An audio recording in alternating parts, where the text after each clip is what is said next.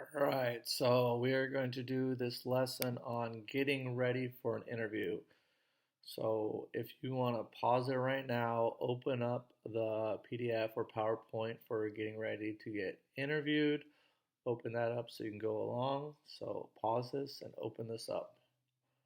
All right, so we're on slide one, getting ready to get interviewed. All right, now let's go to the first slide. First slide. Do your background research. So when getting a job, you want to do some background research on the company, whether that is McDonald's, In-N-Out, or um, a company like KPMG, or it could be a company that you are not that familiar with. Know about the company. So it may not seem like a lot, but if you go into an interview not knowing much about them, it will definitely hurt your chances of getting a job. So some of the things you can do are like know who they are, what they actually do. Um, some things about other things that are really good to know are what's their mission statement. You should memorize their mission statements, anything that they have, like their core values.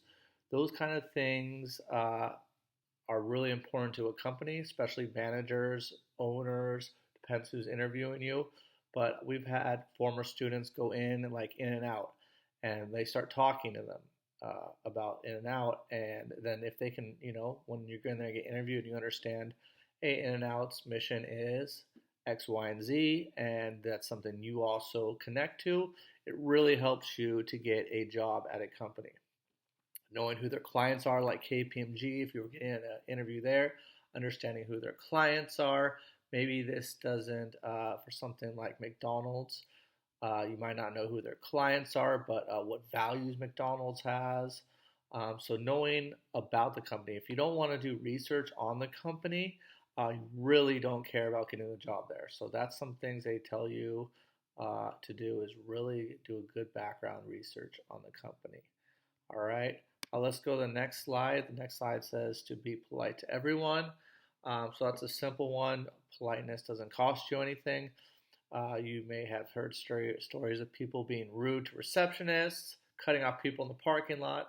If you're rude to someone at the, Starbucks around the corner, and maybe one of their other employees is in there, no one wants to work with someone that is rude. So, just practicing politeness and, doing stuff like being on time, getting there 15 minutes early, but not 45 minutes early.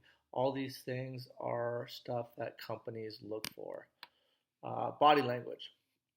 All right. Try to sit straight up. Keep good eye contact. I know some students, when they talk to you, they like to look away. That's usually not what you're supposed to be doing. So, uh, but you don't want to just stare at people. Okay. Try to, make it a friendly conversation, and also try to interact with them. They want to know, one of the things with the interview is a lot of times you're going to be working with these people, and when you get older, it'll be up to 40 hours. That's as much time as a lot of people spend with their families. So they want to know they can get along with you. Okay, they want to know you're someone that is willing to learn, someone that is willing to, that's easy to work with, and so forth. Watch your real language, okay? So number one thing, don't swear. You can't not swear during an interview. Then how do they expect you not to swear in the workplace or around clients, right? Um, that's what we talk about in class, not swearing. It's not because, it's going to offend people, even though some people it will. It's also getting prepared when you go to college or the workforce that if you're using that language in everyday speaking, then that's going to carry over for when you're in college or the workforce, and people will look down on that as not being professional. Also, try to use professional terms, right? The more professional terms you can use, the better, especially at each workplace will have different professional terms. There'll be some in the tech field, some in the health field. In the finance field, we try to use sales or revenue, not how much money did you make. Um, so those are the kind of things that businesses look for. The more professional you can come off with your language, the better it is for you, right? They want people that are going to represent their company well.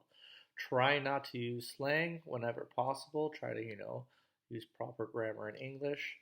All right, let's go to the next slide. review your own resume. So know what's on your resume. That's why it's important to keep it up. Uh, so what's in it? Can you explain the items they might not understand? So like an example of this is if you were an NAI, you need to tell them, explain to them what NAI is, what the program is built for. If you got a certification, right, you need to tell them what the certification, they're not, people aren't going to know about all the certifications, but if you can explain to them what you're certified in, so like in the Academy of Finance, we get a financial literacy certification.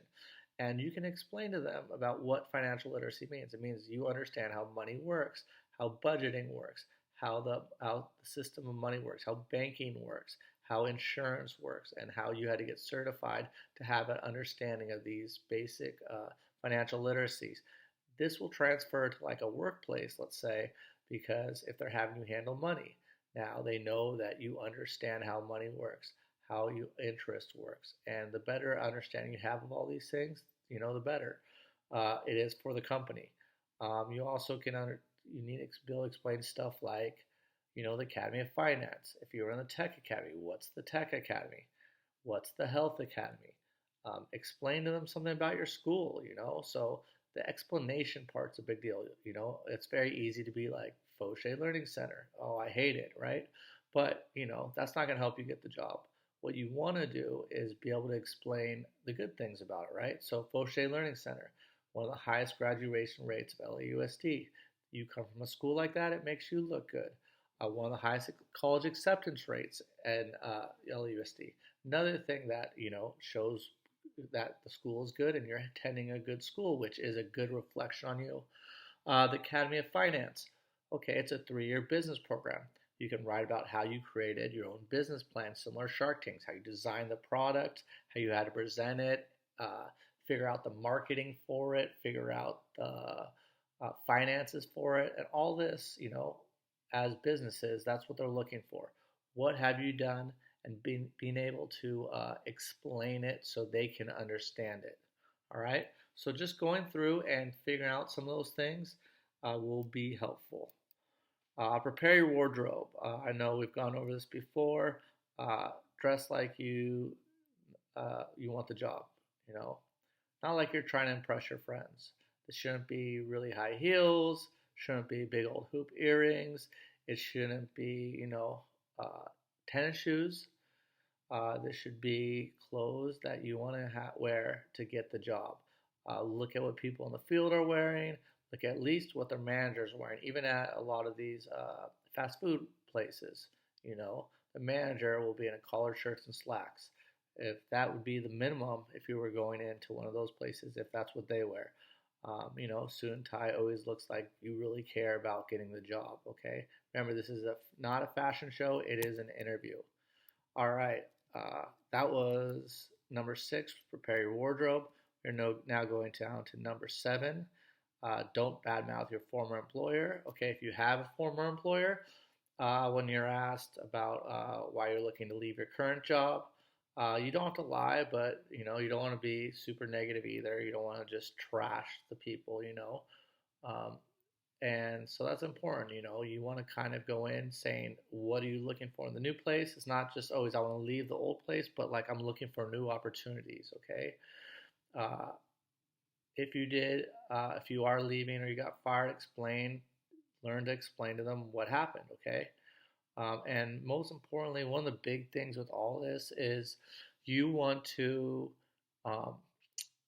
explain to them why you're a good fit for the job and how you're going to benefit the company. All right, let's go to number 8, practice for the interview questions. All right. Number 1, research online basic interview questions. So if you go online, you can find some basic interview questions to that company's ask. You can also look up what other people have as answers to give you a guideline, similar to what we did in the resume. Also look up interview questions that might be asked from this company. So you can go In-N-Out's interview questions, KPMG's interview questions, Apple's interview questions. Look up what they might be asking, because the great thing about the internet is a lot of people write that stuff. Next, once you get some questions, 10, 14 to 14 questions,